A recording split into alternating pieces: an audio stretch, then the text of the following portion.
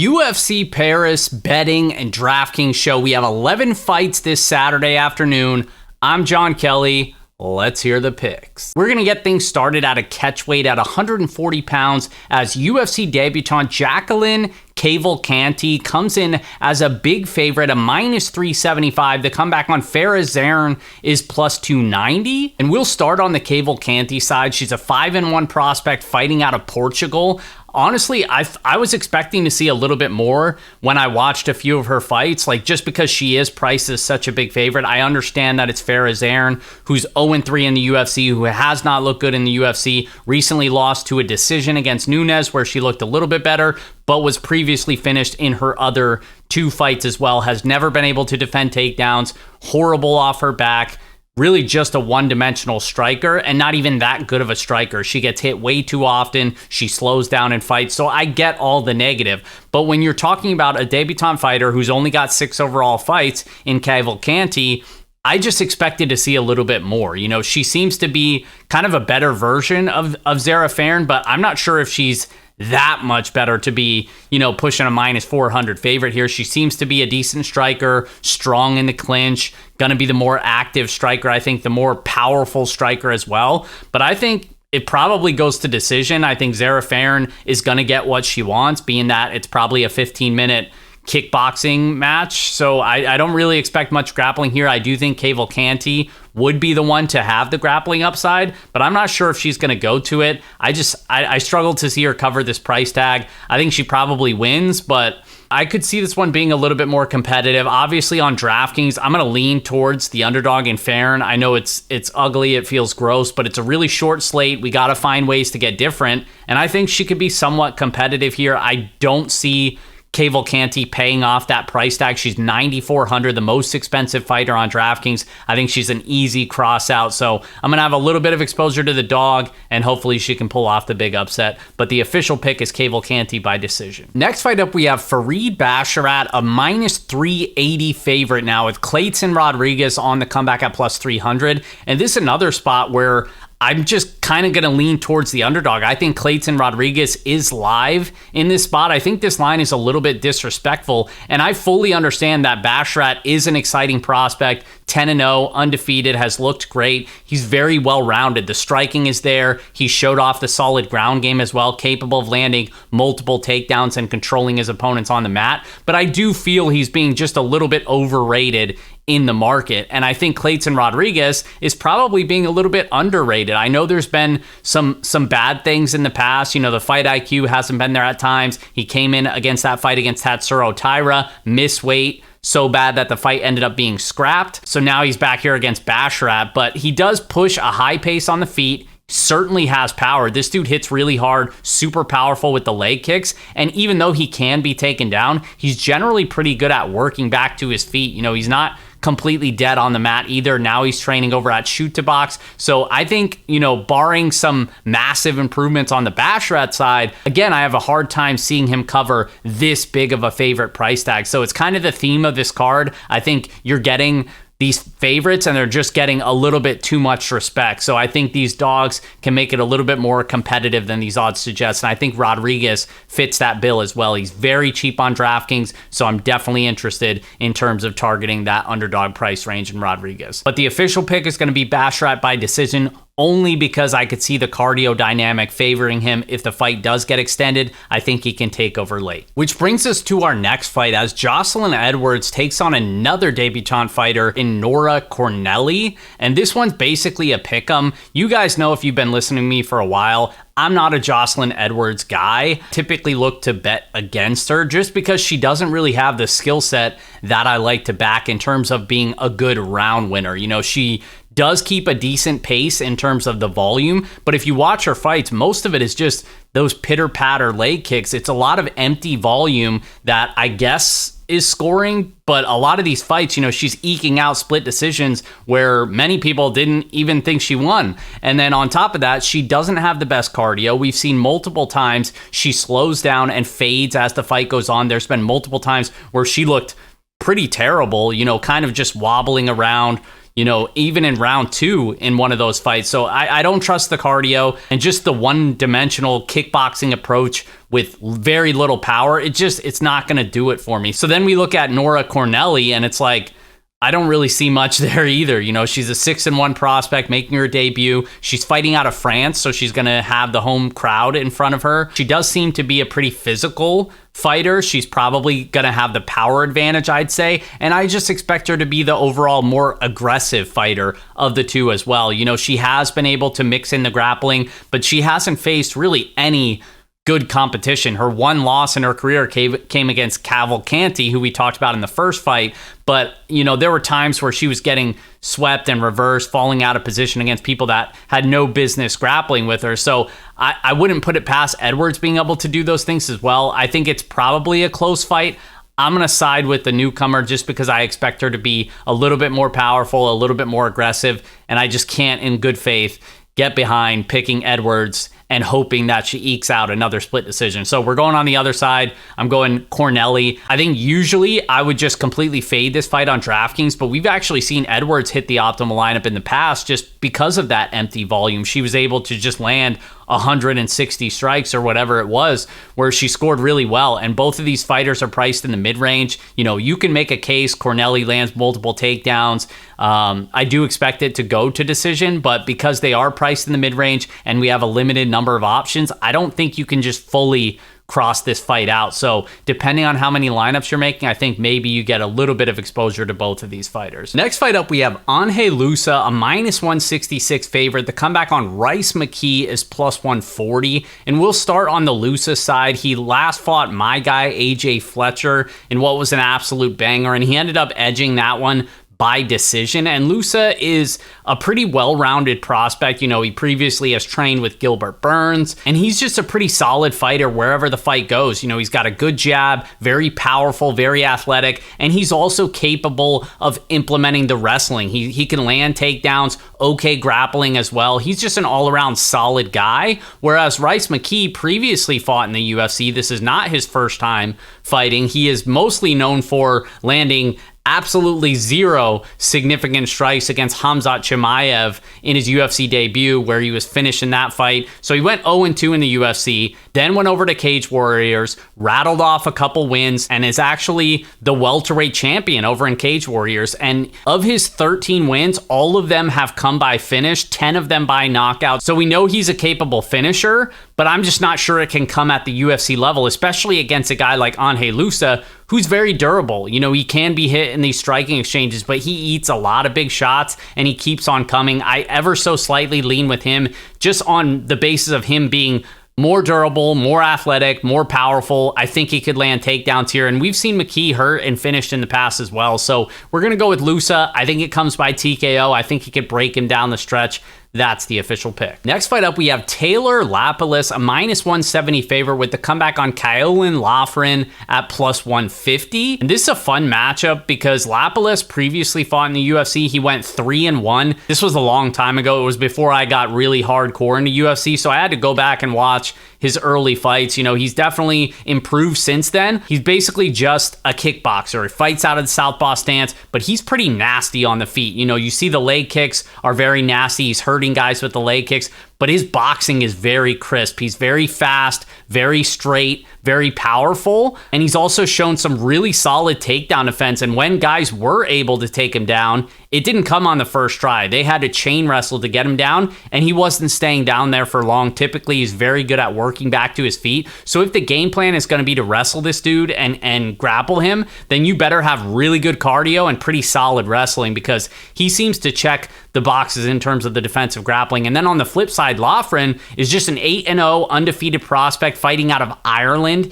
He's a little bit shorter, but he's built like a fridge. Like, this dude is an absolute tank. On the feet, he's not the most active striker. He's more of a counter striker, but I actually think his defense needs a little bit work. I expect Lapilus to have the striking advantage here. I think he's going to start touching up Loughran on the feet. Loughran does have some grappling upside, though. You've seen multiple times him go to it over in Cage Warriors. He's taking guys down, taking the back, getting the body triangle in there, pretty decent control. If he's able to have grappling success here, then he's certainly a live dog. But I worry that he's not going to have the wrestling. He's not going to have the cardio. And I think on the feet, he gets pretty touched up here. So I think Lapalus wins, but I think it probably comes by decision. Both of these guys seem pretty tough. They both seem durable. I kind of am tempted at that over 2.5. It's around minus 200 now. I know it's a little juiced up, but maybe if you need a last parlay piece, I do think this one cruises to a 15-minute decision here. We're going to go with Lapalus by decision. That's the official pick. And next fight up, we have two more debutant fighters. It's kind of the theme of this card. But in this fight, there's actually one that I think is pretty talented, one that I'm probably the most excited for out of all the newcomers. It's Morgan Charrier. He's one of the biggest favorites on the card at minus 340. The comeback on Manalo Zachini is plus 270. And we'll start on the Charrier side. He just seems to be a really well-rounded guy. He previously fought over in Cage Warriors. He's a local guy fighting out of France, so he's going to have the crowd behind him. Most of his wins have come by finish, but he's very good pretty much wherever the fight goes. His striking is very solid. Not the most active guy, but he does, pressure his opponents, get them on the back foot, wait for his reads, and when he lets his hands go, he's very fast, very powerful, can mix in the body work, the kicks as well. He's hurt multiple guys with those calf kicks, and then you see him go to the grappling when he needs to. He can land takedowns. He's got a couple submission victories on his record as well, so he just seems like a pretty solid fighter. And then on the flip side, Zachini, I think is just basically an early knockout or bust, like prototypical guy that they usually bring in on Contender Series or short notice when they need a warm body. I think that's kind of what he is. These low-level Italian regional fighters, quite frankly, just aren't very good. And most of his wins have come by knockout. Most of them have come early. Could he catch him early? Maybe. I really think he's going to struggle here. I think Charrier's better than him wherever the fight goes, and I think that's going to show itself on Saturday evening. We're going Charrier by TKO. That's the official pick. And kicking off the main card, we have William Gomis, a minus 205 favorite. The comeback on Yanis Gamori is plus 170. And Gomis is another one of those fighters like I talked about with Edwards, like I've talked about multiple times on this card, where he just doesn't have a fighting style that I like to back. He's not a good round winner, not a good minute winner. And you see that in a lot of his fights. Like, they're these close decisions where not a ton really happens. Those just aren't guys that I like to back, especially at a pretty big favorite price tag here. He's a one-dimensional kickboxer, doesn't really have a ton of power. He's shown the ability to land takedowns in the past, but he's not really a good grappler, and he can be taken down himself as well. He's just very low volume, doesn't do enough. The one thing that is positive that I'll say is he's kind of like that Alex Caceres type. He's very long, very awkward to deal with. So it's kind of hard for his opponents to get a good read on him. And you saw Francis Marshall really struggle at range against him. He was missing with almost everything he threw. So Gomis does make it hard for guys to really, blow him away in terms of striking. But I don't think he wins rounds convincingly. And so at a big favorite price tag, I'm always going to have a little bit of hesitation. And then on the flip side, Gamori kind of seems like a similar fighter. He's also a local guy fighting out of France. He's a good kickboxer, has a lot of, spinning, kicking attacks, seems pretty powerful. I actually think he's the more powerful of the two, and I think he's the better wrestler of the two. You've seen him go to the takedowns on the regional scene. I think he's clearly the better submission grappler. So I think at worst, we're getting basically a pick-em fight here. So I'm going to lean towards the underdog, the guy who I think is a little bit more powerful, and the one that I trust to be a little bit more aggressive, because Gomis, we've seen multiple times now, he just doesn't do enough. So we're going with the dog Gamori by decision. That's the official pick. Next fight up, we have Volkan Oezdemir, a minus 185 favorite with the comeback on Bogdan Guskov at plus 154. And we'll start on the Oezdemir side. This is a guy who came over in the UFC, was knocking guys out immediately. They used to call him Volkan No Time Oezdemir. He's not really that guy anymore because he's basically a decision fighter now. He's still a good fighter, still has solid striking, not going to put a ton of volume out there, but he still does have some power. But where I think we're starting to see him fade, I think, is in terms of the defensive grappling. This is a guy that used to have really strong takedown defense. He used to be very difficult to grapple, and we saw in his last fight against Nikita Krylov, he was able to take him down 6 or 7 times in that fight and really control him on the mat, and that's why he lost. So even though he's been losing lately, it's come against the better guys of the division. I do think it's a lesser version than what we've seen in the past. The question is how much, because this guy, Bogdan Guskov, has one of the biggest padded records you'll see. I mean, he's knocking out basically everybody, but they're, complete low, bottom of the barrel regional guys, and all of his wins have basically come by knockout. All but like 2 have come inside the first round. He does have power, but it's like the guys that he's doing it against, it's like they're offering no sort of resistance. So can that translate at the UFC? I mean, that's to be determined. Can he catch a guy like Oezdemir, who has been finished multiple times, has been knocked out multiple times? Absolutely. They're both big, powerful dudes. All he needs is one big shot. But I think more than likely, Oezdemir has seen a much tougher test than this guy. As long as he can survive, the early big punches and not get himself knocked out, I think he takes over and probably gets the finish himself. We haven't seen Guskov really tested at this level across multiple rounds. So I think Oezdemir can break him late, assuming that he stays conscious. We're going Oezdemir by TKO. That's the official pick, but I'm going to have exposure to both sides on DraftKings. Which brings us to our next fight, as Benoit Saint Denis is a -162 favorite with Thiago Moises on the comeback at +136. And we'll start with Saint Denis. He's coming off that big underdog performance against Ismail Bonfim, where he submitted him inside the first round. And this dude has looked much better than I think a lot of people expected when he came over to the UFC, myself included. He had the background as like a special forces guy in the French army or something.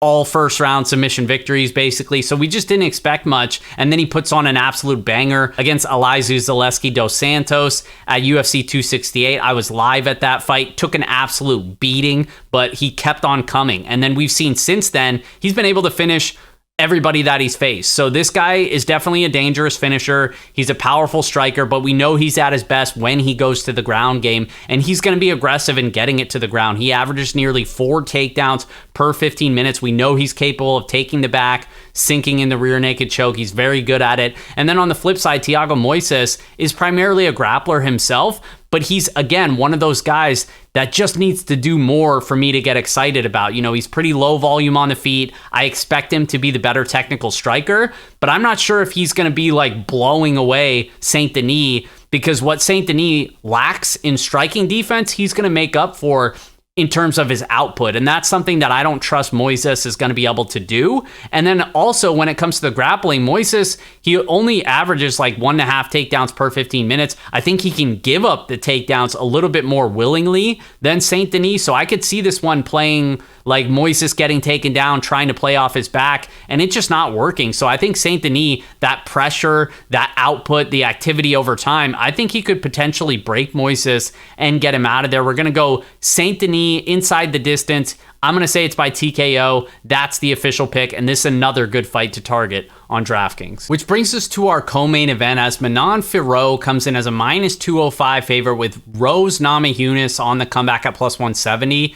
And this is one where it's kind of interesting, because on one hand we have Farron, who's a very physical fighter, very powerful in the clinch, powerful elbows, has knockout power, but she's also just really well-rounded. She's a good minute winner. She keeps a high pace on the feet. She's going to be active with the leg kicks as well, managing distance, and she's capable of landing multiple takedowns as well. We've seen that in pretty much all of her fights, coming off that win over Caitlin Chikagian, a very skilled, experienced striker in the division. And now she's going up against Thug Rose, who's coming off a long layoff, and we last saw her in a fight where she just wasn't looking to do a whole lot in the Carla Esparza fight, and that fight was for the strawweight championship belt. Now she's moving up to 125 pounds. She's been recently quoted in interviews saying she thought she was done fighting, didn't like hurting people anymore, blah, blah, blah. So we know she has a history of, kind of the mental game playing a factor in some of these fights. So you just never really know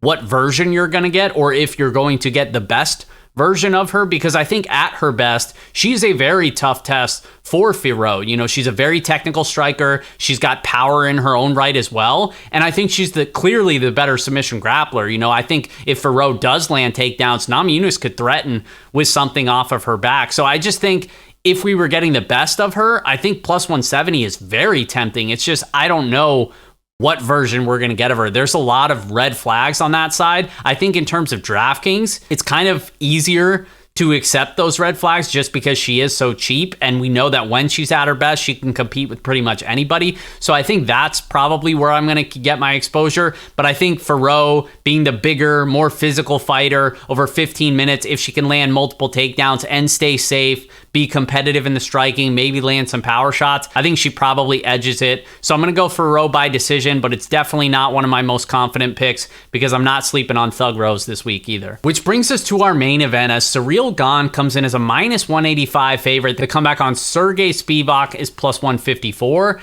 And we'll start on the Gane side. Very underwhelming performance, I'll say, against Jon Jones, where Jon Jones just basically walked right through him. Obviously Jon Jones, one of the best fighters to ever do it in the UFC, but it was a very kind of embarrassing performance. Gets hit, gets taken down immediately, gets choked out immediately with very little resistance. And now that's the second time where we've seen Ciryl Gane's defensive grappling really do him in. The first time was against Francis Ngannou, who was able to take him down multiple times, fighting with bad knees, so it wasn't the greatest look there.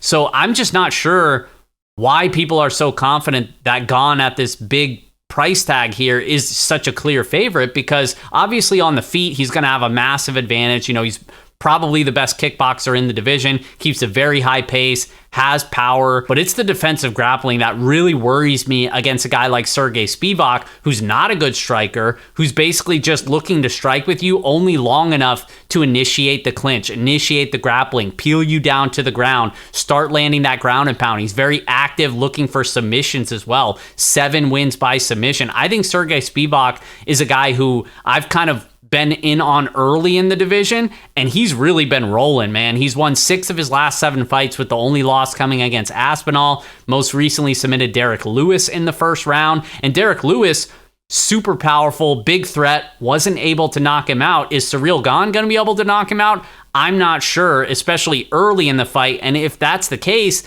then I think Spivak is eventually going to be able to get this fight to the ground at least once, at least twice. I think he can have grappling success here. So if that's the case, I'm definitely interested in the underdog. I think in terms of DraftKings, you could target both sides, but I'm going to lean towards Spivak. I think he can get his grappling going, and I think he could potentially pull off the upset here, even though Ciryl Gane's going to have the backing of the home crowd. I think Spivak could probably get it done inside the distance. We're going Spivak by submission. That's the official pick. And as always, guys, fightnumbers.com will have my DraftKings player rankings. It'll have my ownership projections as well. It's completely free. Check it out. I'll pin it in the comments. Appreciate you watching. Best of luck, and we'll see you guys next time.